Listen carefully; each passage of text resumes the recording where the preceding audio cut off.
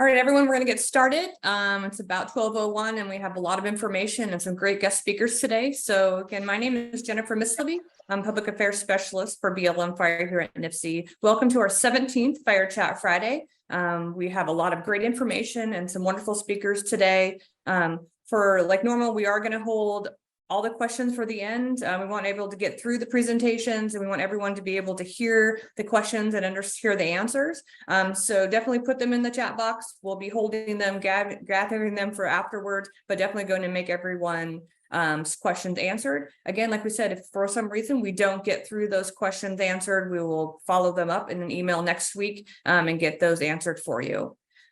With that, I want to start off with Molly Anthony. Molly, welcome. Molly is our division chief for fuels management and planning. Thanks, Molly.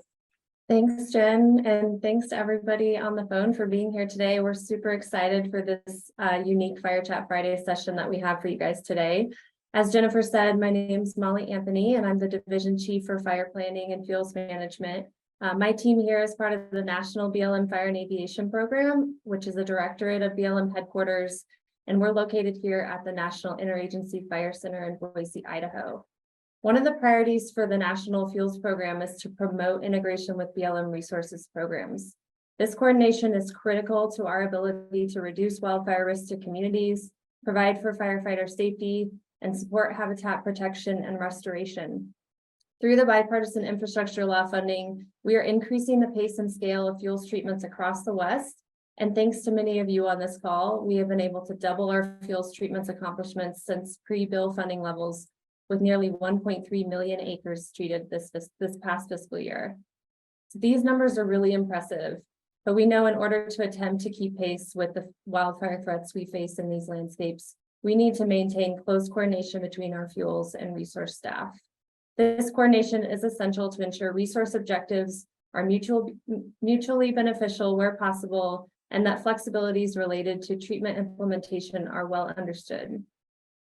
Considering the increased amount of vegetation management treatments happening not only within the fuels program, but also within post-fire and as a product of BIL Ecosystem Restoration and Inflation Reduction Act funding, we felt it timely to use this Fire Chat Friday venue to discuss the Migratory Bird Treaty Act and the Bald and Golden Eagle Protection Act, two very important laws that provide legal protection for over 1,000 bird species and are mandatory considerations for any project.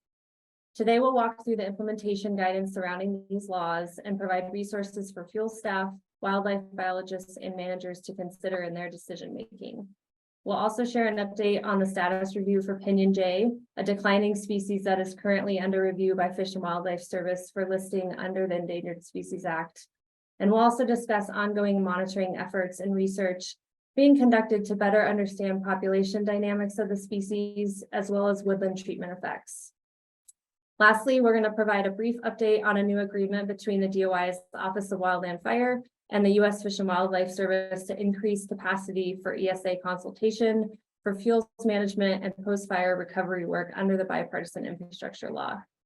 So we hope to have plenty of time for questions and discussion at the end of the presentation, but we also have members on our team, like Jen said, behind the scenes, helping to answer questions. So please use the chat function, and then we'll have a few poll questions along the way during the presentation. So definitely encourage your feedback during those polls. So with that, I'd like to first express my gratitude to our presenters here today, Renee, Elroy, and Dustin, and want to turn the floor over to them to introduce themselves. Renee? Hi, my name is Renee Chi, and I'm a wildlife biologist in HQ. I'm a supporting biologist for our wildlife program lead, and I'm the point of contact for migratory birds and provide some support for sagebrush conservation. Thanks for having me. Hi, good afternoon. I guess good afternoon here on the East Coast. Elroy Masters, I'm the National Wildlife Program Lead, and I'm actually in Alexandria, Virginia, so in the East Coast in our headquarters office. Looking forward to the conversation. We definitely echo Molly's points about the coordination and the importance of kind of maintaining habitat for a wide range of species. And so that early coordination for species is important. And so we're looking forward to more conversation in this opportunity. Thank you.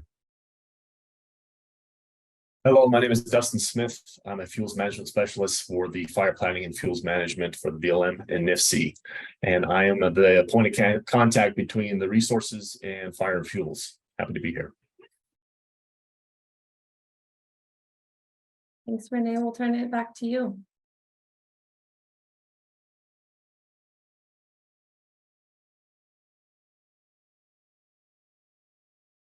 Let me share my screen.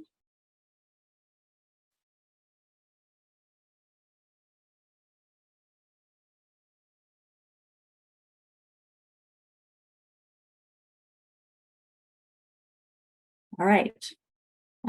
Is my screen visible to everyone? Yep, I can see it. Perfect. Okay. All right.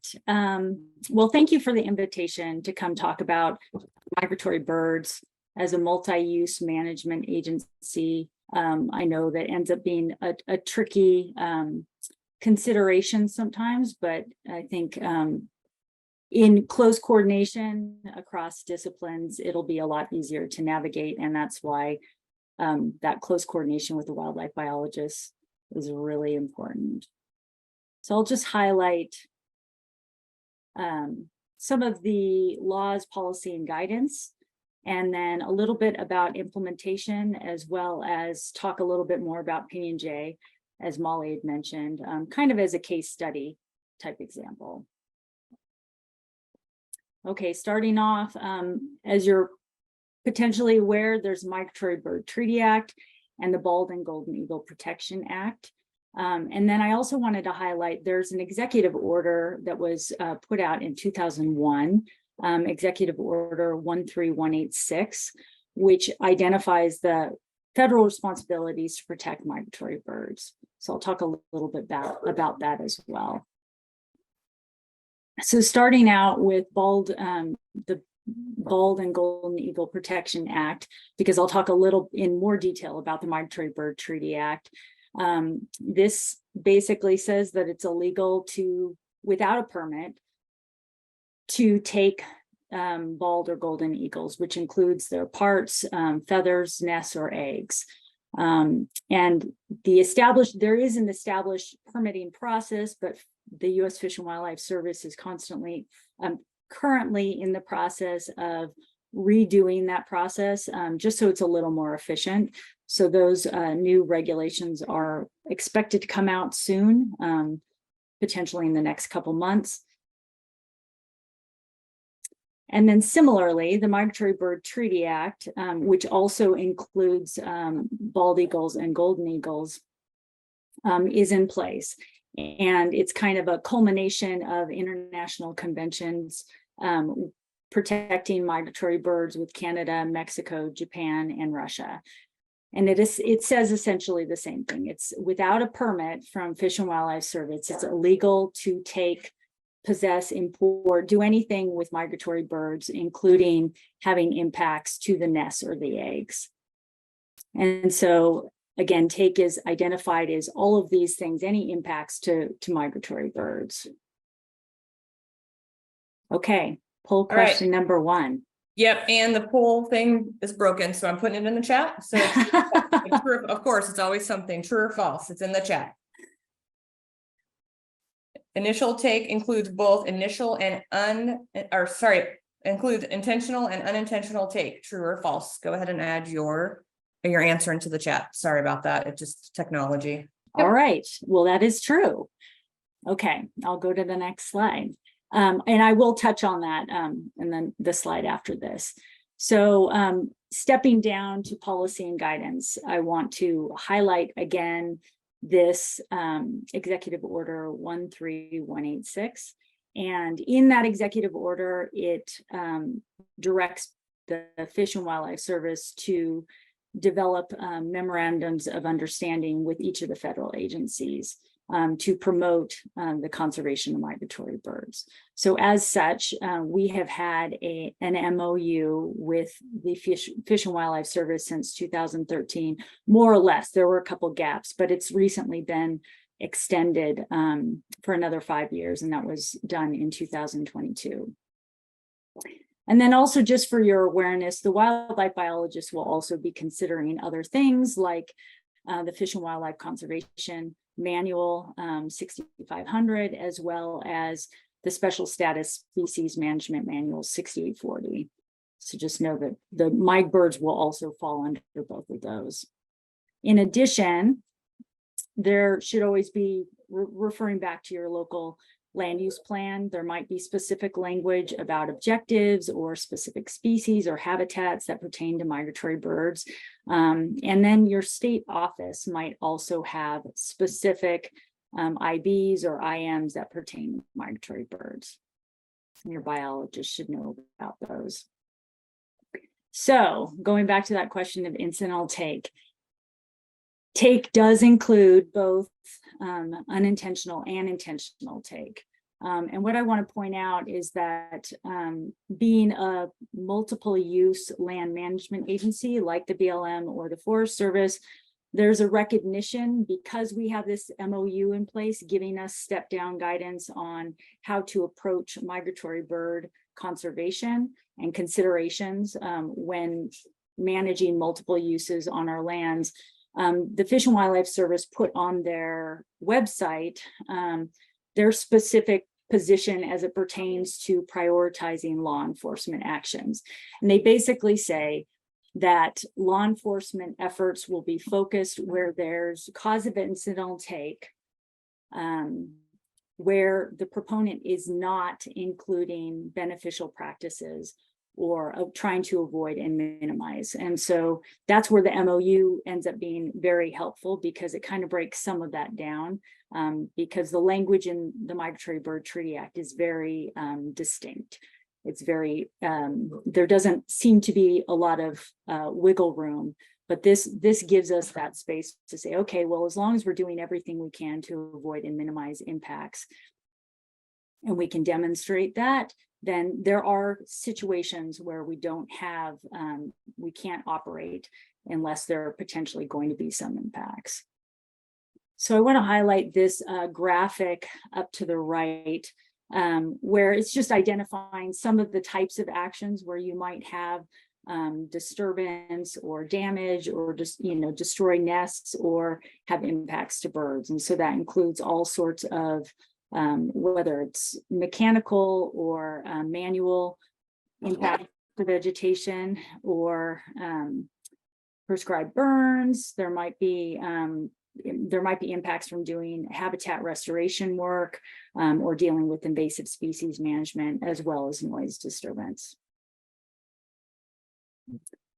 Okay, so highlighting some of the language that is in the MOU with Fish and Wildlife Service. And this will be, again, I want to keep emphasizing working closely with your local wildlife biologists that you will be evaluating ecosystems and determining which ecosystems are potentially a priority in your area relative to the migratory birds in the area.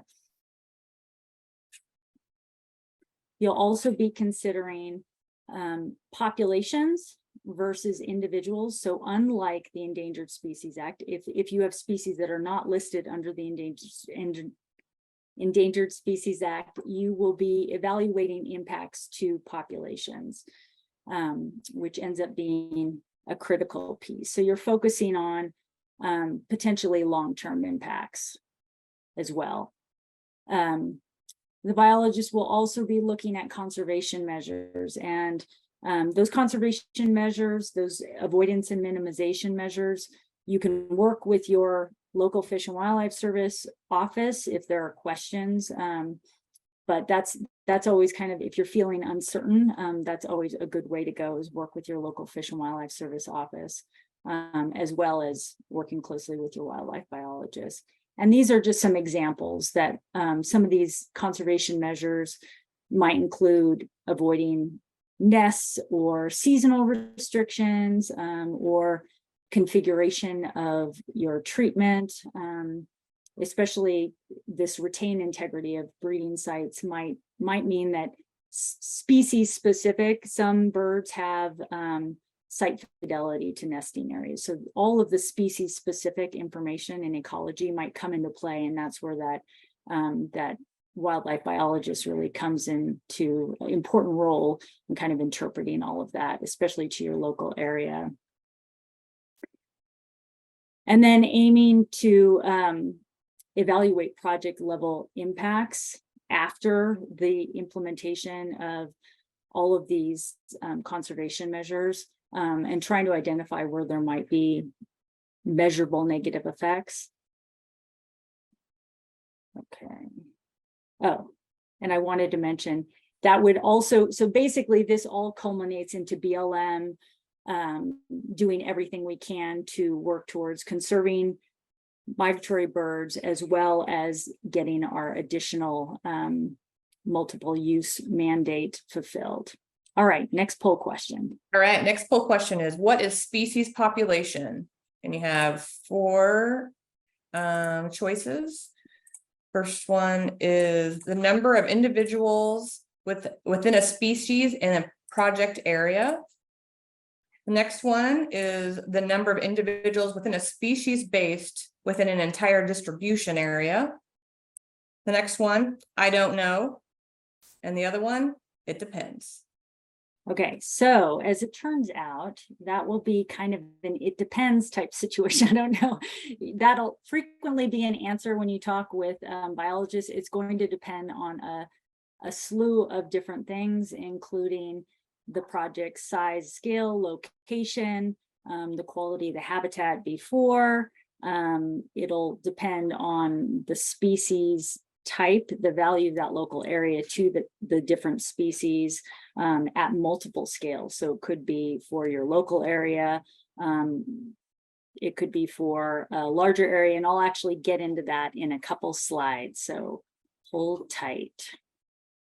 All right, so highlighting when you're working with your biologists, there will be a slew of different resources that they will be tapping into. And I forgot to mention this on the previous slide, but the MOU also identifies that there should be, you know, rather than necessarily focusing all of your resources on all the migratory birds that might be in the area, prioritizing the species that are in decline is preferred.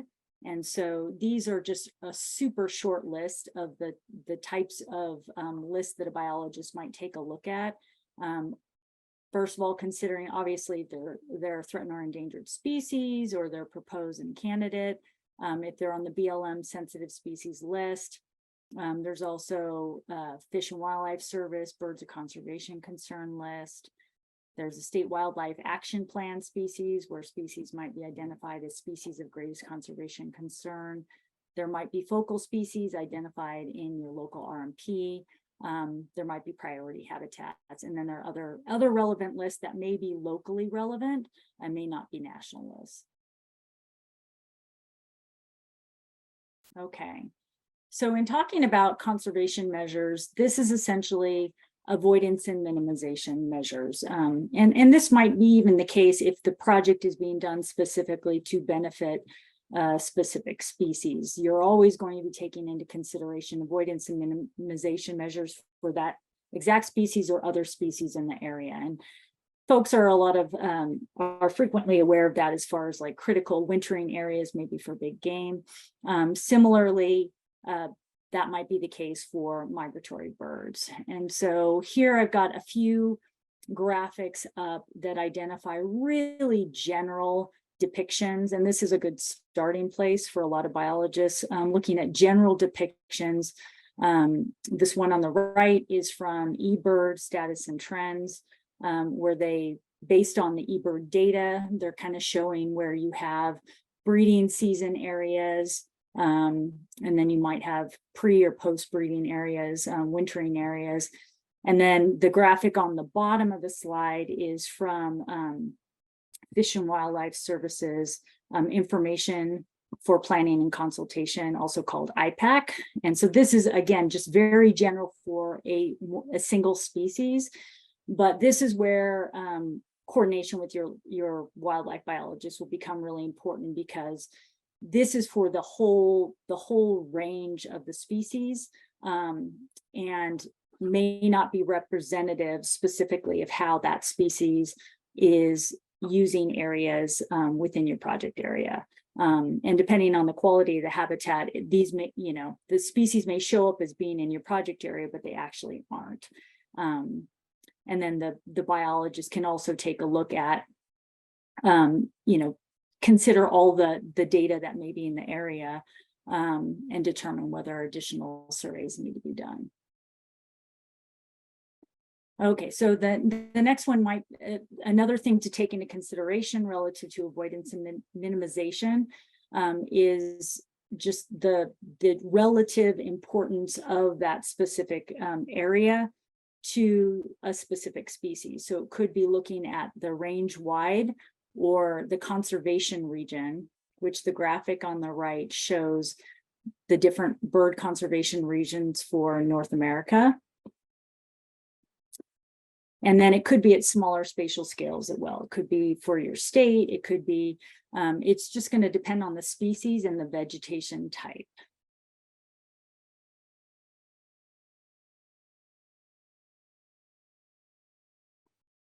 Oh, okay. So moving on to this, and I can provide links for all of these maps and everything in a follow-up kind of a summary sheet of all the resources. It's pretty crazy how many bird resources there are, but the wildlife biologists will be able to help kind of navigate which ones are more locally relevant.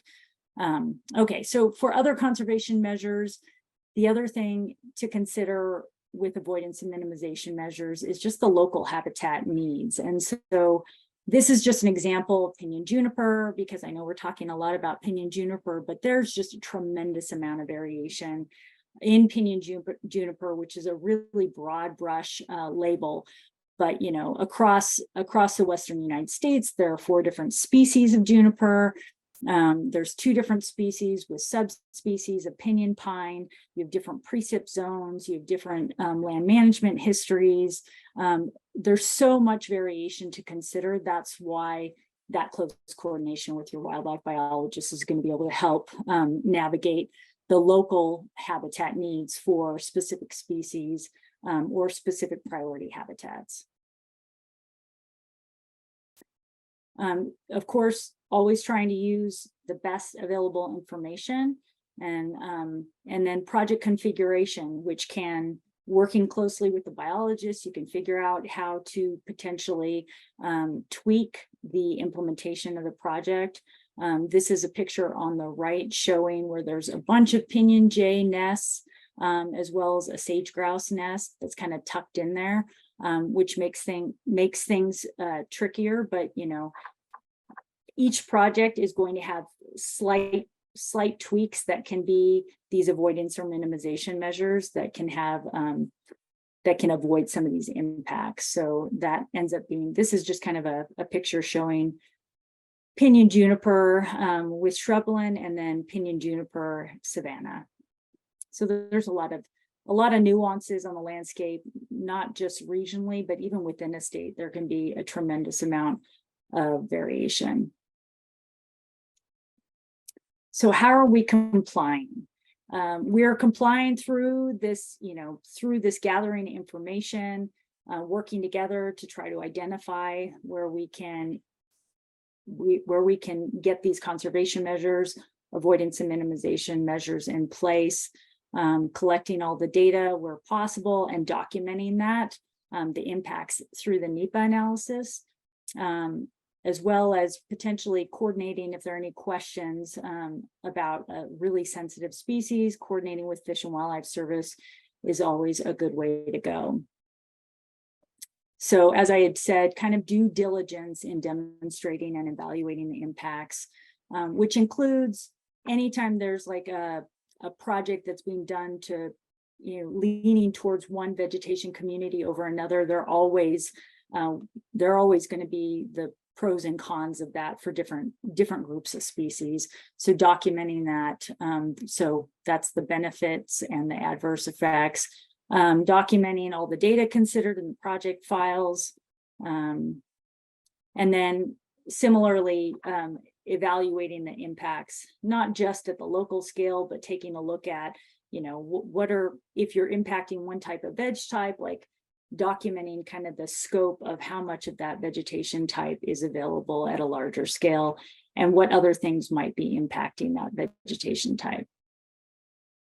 So this graphic on the side is another really general representation of timing for migratory bird nesting. Again, it's the starting point. If you don't know anything about the species in the area, then your decision space is a lot less. Whereas working with your biologists and identifying the specific sensitive species in the area, you might find that they're nesting in that area in May. And so then all of a sudden your decision space is a lot more. So again, that coordination is really important. So I wanted to highlight that this is just an example, and that locally, for instance, sometimes they find that, Pinyon Jays are nesting in New Mexico earlier than they are in Colorado. So there can be regional differences too on timing for the same species. Okay, talking a little bit about Pinyon Jays. There's been a lot of interest with Pinyon Jays. So I'll talk a little bit about the status. A petition was submitted in 2022. And then recently Fish and Wildlife Service completed the first step of kind of a multi-stage step in evaluating whether Pinyon Jay need protection under the Endangered Species Act.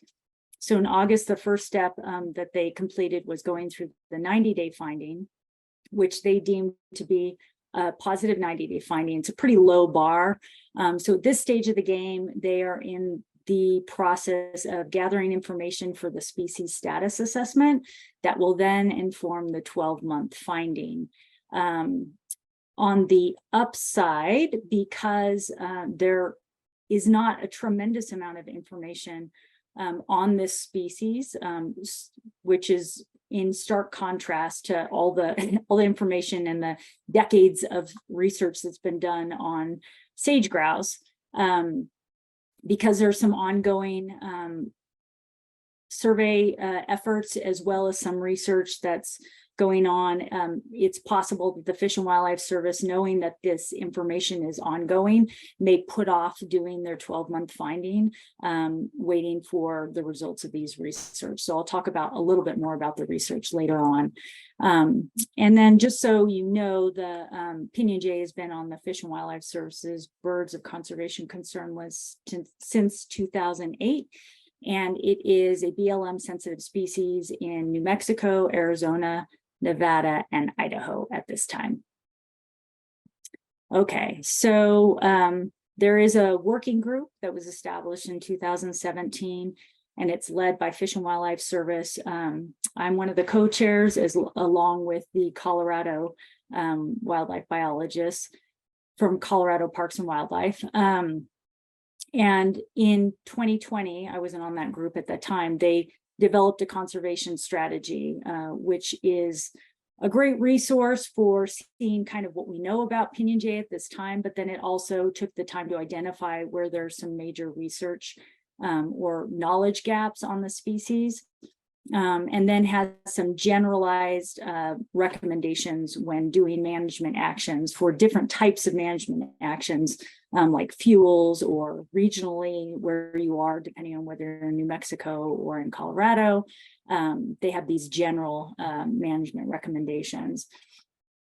And then as far as project level considerations, that's another piece where, very similar to working with migratory birds, you'll be working with your local wildlife biologists to establish, like, do we even have them? And so that's part of that, disclosing what's there as far as all the sensitive species. And so that kind of leads right into the same for other migratory birds. You'll be working from day one, ideally. I know we have turnover in offices, but ideally working with the wildlife biologists in identifying project objectives, identification of the project type, the approach, the location, project planning, the implementation, and then project post-implementation, especially for Pinyon Jays. It's interesting to know whether they're still in the area, documented in the area after a project's been done.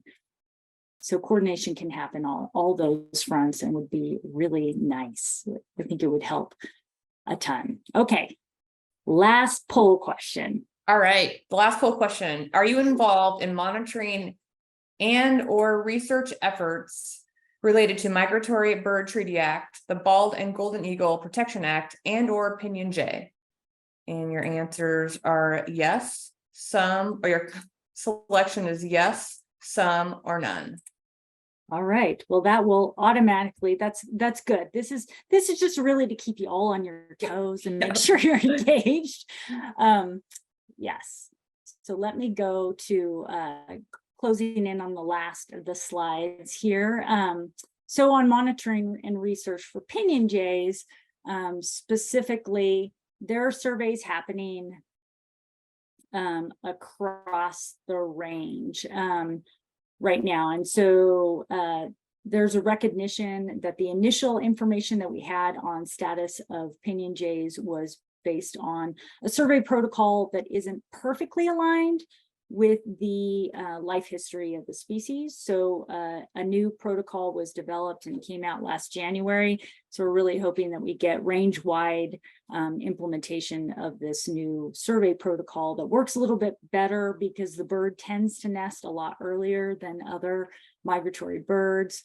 And so right now there's various survey types so that we can hopefully be identifying not just presence, but abundance of Pinyon Jays across the range and be kind of comparing more apples to apples. So right now there's survey efforts occurring in all states. It's not as coordinated as we're hoping to get to, but it's happening. So California and Oregon are the only states that aren't doing surveying at this time, and it's because they're just on the edge of the range. But Wyoming and Montana, there's initial efforts to learn more about where the species are, where they exist. There's also 3 graduate students that are currently working across New Mexico, Central Utah, and then Northwest Utah, lopping over into Idaho, where they're using GPS transmitters for the first time. And this is just the initial efforts we've ever tried to track birds with GPS transmitters. So it's been a learning process, trying to understand how they're moving on the landscape in time and space, as well as identifying how they respond. All these 3 treatments, all these 3 projects have been identified relative to pinyon juniper woodland management. So trying to also get a handle on how these birds are responding to some of these different treatments. And then there's also a really exciting collaboration out of the Colorado BLM state office. The Fuels shop, Ian, is working closely with university researchers to evaluate pinyon juniper woodland health relative to these treatments. And that's a really exciting collaboration. That's a great example of how we're trying to better understand some of these pinyon juniper woodlands. All right, so if there are issues that arise, and of course there's always room for better communication. So I'll just highlight that getting on the same page with across disciplines on, the objectives of the project and the information you have that are informing the technical information that is then provided to the line officer. And the line officer at that point is the person that's making the best informed decision that they can make. All right, that's the last slide. If there are any questions that you don't think of until after this presentation, you can always forward any questions to Elroy or myself. And that's it.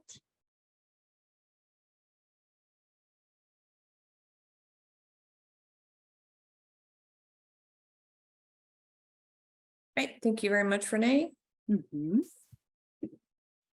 And next up we have Dustin. is going to talk about OWF and Fish and Wildlife Service Agreement regarding Endangered Species Act consultation and adding capacity. Yeah, hello again. So earlier, Molly mentioned that there is an agreement between OWF, Office of Wildland Fire, which is mainly the Wildland Fire Management Program, and the U.S. Fish and Wildlife Ecological Service Program. So I am the point of contact for the BLM in regards to this agreement, and I just want to talk about it real quick. The purpose of the agreement is to establish a process to coordinate workload and staffing needs. This agreement will promote the efficient and effective conservation and protection of designed critical habitat or listed threatened and endangered species as it relates to wildland fire management on lands administered by DOI, mainly us for BLM, as per the bipartisan infrastructure law. So the agreement will fund Fish and Wildlife Service positions for the purpose of Section 7 consultation of the Endangered Species Act. The agreement will help the coordination to prioritize and expedite the Endangered Species Act review and decision-making for eligible wildfire risk reduction projects. And in essence, it's just to relieve any potential bottlenecks that we get for Section 7 consultation. So currently there is an annual operating plan. It's being developed and it's intended to facilitate the awareness, coordination, and alignment and planning around the wildfire management program's workload and priorities. So the AWP is going to be a flexible document, and the information we're looking to include in the AOP is the location of the proposed project, the treatment name, what type of Fish and Wildlife Service engagement is needed. Is it going to be planning, technical assistance? Is it formal? Is it informal? And then the anticipated planning completion date. So if you have any of this information, please contact your state fuels lead with potential consultation needs. We're currently putting this AOP together. We're filling out the information so that I can coordinate with the Fish and Wildlife Service for these positions to help progress our work in the Section 7 consultation. That's all I have. Jen, I'll turn it back to you. Hey, Jen, Yes, I'll just add on real quick.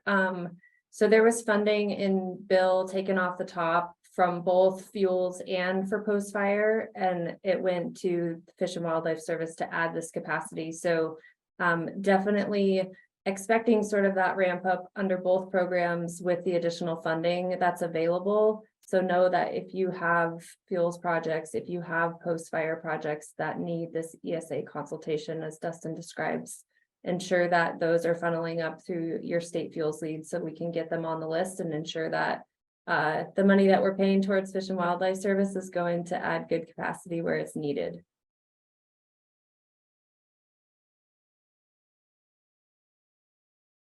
All right, thanks, Molly, for that.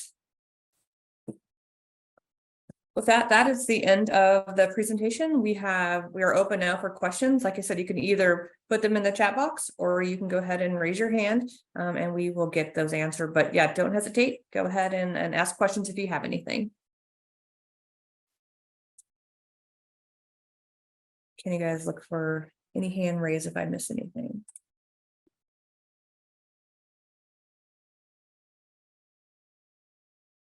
I have a question that can maybe help break the ice a little bit. So Renee, I know in the MOU with Fish and Wildlife Service for migratory birds, you know, there's this agreement to recognize that some actions are going to provide this long-term benefit, right, to the species or to the population as a whole, but there may be a negative impact to individuals. Can you just talk a little bit more about that or expand a little bit more on that? And do field offices feel like they have sort of the information to understand how to assess those impacts at the population level? Yeah, that ends up being, and if I end up not answering your question, let me know. That ends up being a tricky consideration, but it's kind of looking at like large scale benefits. So that might be in terms of diversifying the vegetation and recognizing that with limited resources, by not doing, there are cases where by not doing anything, we're missing opportunities. And so that's where the emphasis on populations versus individuals came into play, because we certainly don't want to prevent ourselves from doing long-term beneficial actions that are going to benefit the species as a whole a lot more, because we're concerned about some short-term impacts. And I've had a lot of conversations with Fish and Wildlife Service about that. Elroy, do you have anything to add? Yeah, I would just add to that also. I think it's the question of when we're thinking about short-term, long-term, is the reason for the objective. Like, why are you doing the treatment? If the treatment is to restore grasslands, because grasslands is a limiting factor and that's going to benefit a host of wildlife or more objectives in your land use plan, you may have short-term impacts to the species that have moved into the grasslands as you're doing that conservation, but recognizing that the shrub lands that are remaining is where you're managing for that species for the long term. And the short-term impact is that, you know, short-term conversion back to whatever the resource objective is. The other thing of that too is, like, if we're preventing from a fire fuel standpoint, a stand replacing fire, that's, if it comes through, we're going to lose everything, and we minimize that.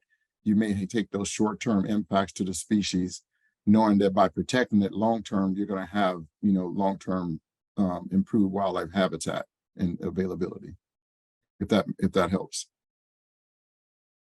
Yeah, that's great. Thank you. Yeah, thank you for that, Elroy.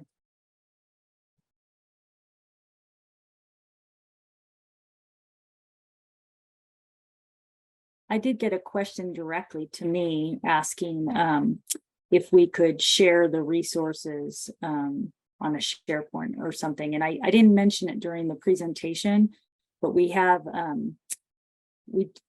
set up, and it's not live yet, the science and practice portal, and there will be a bunch of resources. So I'm just going to cut and paste that until that's live and available. I'll just cut and paste that and make sure it's available in a follow-up document that we can post along with this presentation, so that folks are aware of all the other resources that are out there for migratory birds. There's a lot. And Brad did drop a few links to a couple of things you're talking about in the chat. And so some of it's already in the chat. Okay, perfect. A couple questions, yeah, and we'll follow up with an email next week and add those links and some of that information too with the recorded section, or recorded video. One of them we have says, we are struggling with knowing what we have to do with regards to Pinyon Jay. When do we avoid? How long do we avoid? Do we avoid habitat or nesting, and how long as a species tends to move a lot? So that's where we've not wanted to give national guidance, because it's going to depend on what's going on with your local project, and how valuable that is to Pinyon Jays in general. So, you know, Pinyon Jays are, there are colonies of them, and sometimes you'll have areas that are, you know, you'll have 100 birds. They tend to have nest site fidelity to a degree. They're not going back to the exact same nest site, but nest site fidelity to a large area.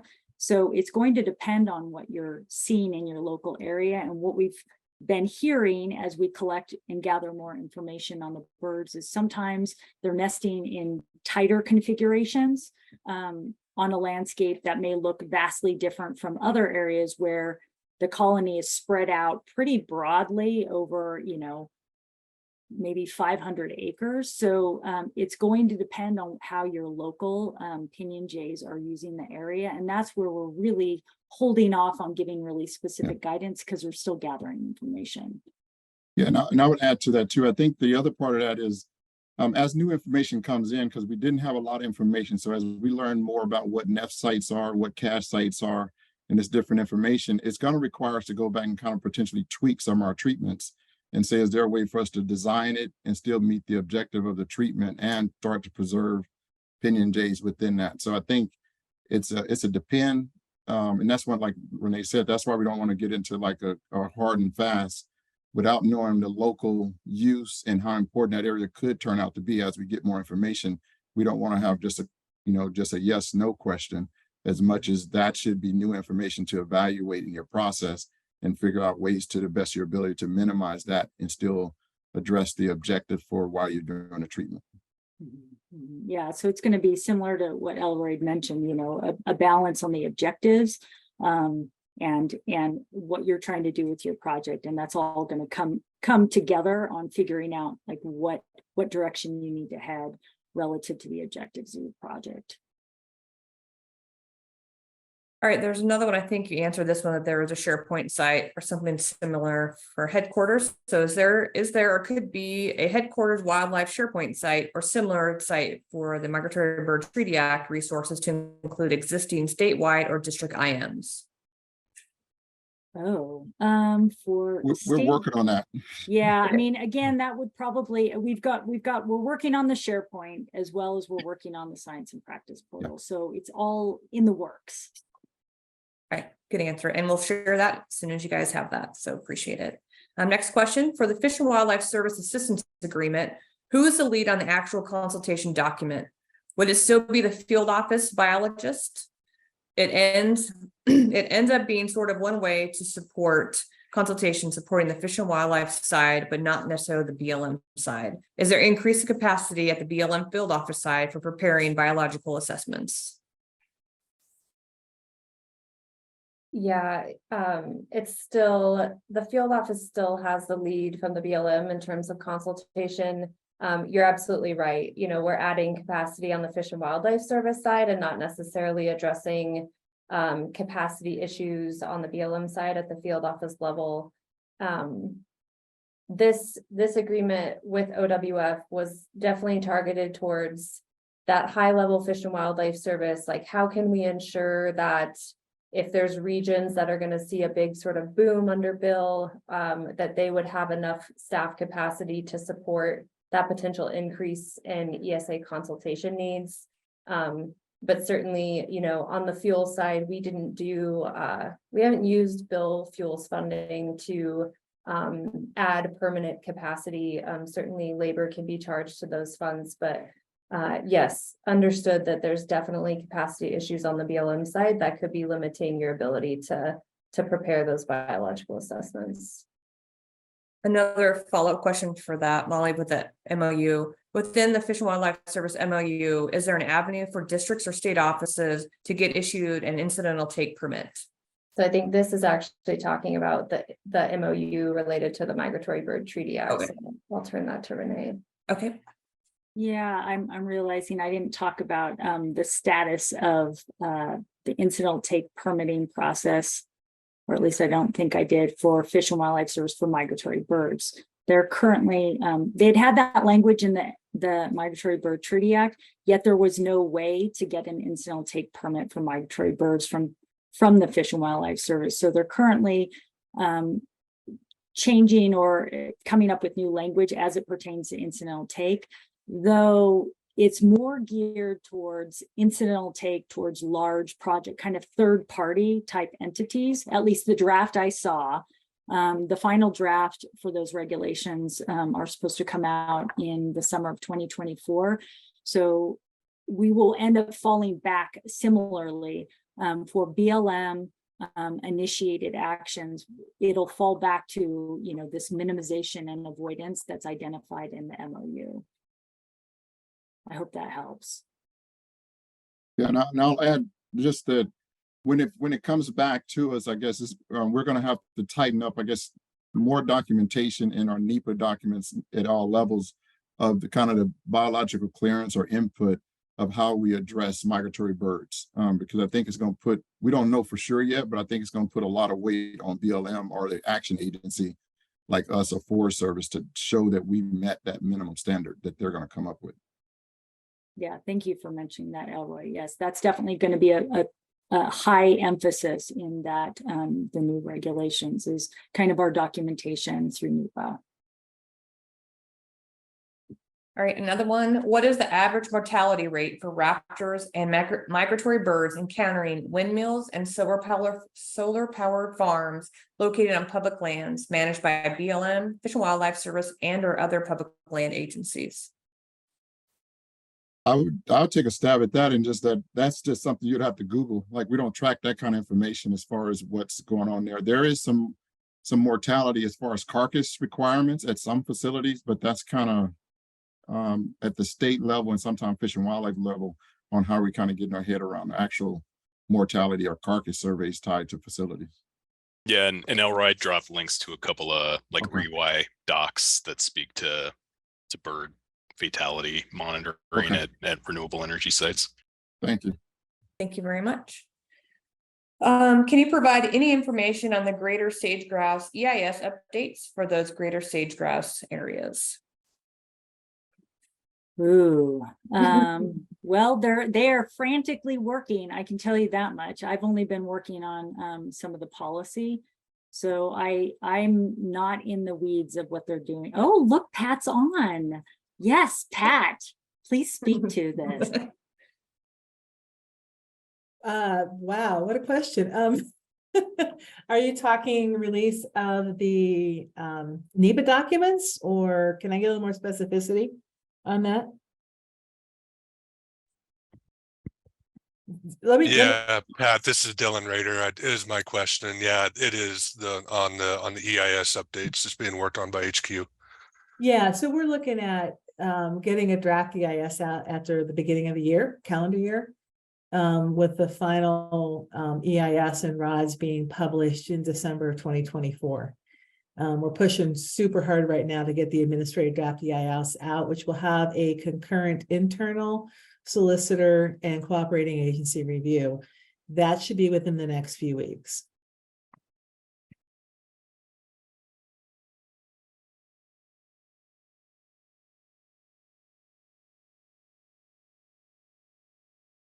All right, I'm gonna have one more question, just so we can kind of close up, and we'll answer anything left over and add those links and things to, like I said, the follow-up email. Last one, can you speak to the solutions to the challenges found in the variation in emphasis among wildlife biologists in terms of individual take versus population impact, especially the role of authorized officers?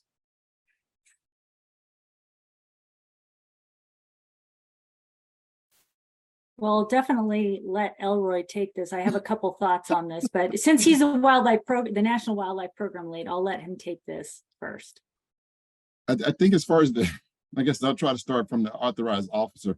I think from the authorized officer standpoint, our analysis we're trying to get to is that if we follow the MOU, it talks about us using bird conservation region and focusing on those species that have a downward trend or species of concern for service. And so if we take that subset and how your project fits within that conservation region, you can start framing kind of potential impacts of your project on the population.